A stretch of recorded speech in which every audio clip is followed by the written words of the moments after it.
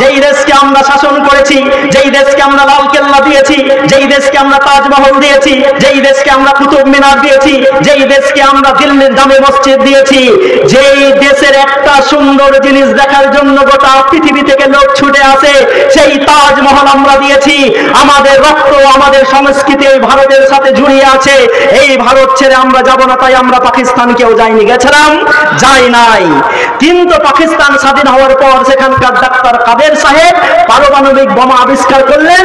করার পর আমাদের ভারতের দিকে তাক করে বলেন, ভারত যদি কিছু বলো তাহলে তোমাদেরকে বোমা মেরে দেব।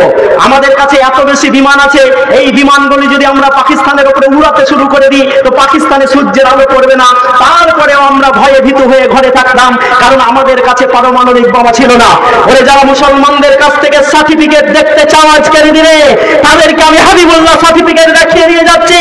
আমার মাদ্রাসার পড়ুয়া এপিজে আব্দুল কালাম আজাদ যদি মিসাইল তৈরি না করতেন তাহলে ভারত আজকেও পাকিস্তানকে দেখে ভয় করত, ভারতের মাথাটা উঁচু হতো না।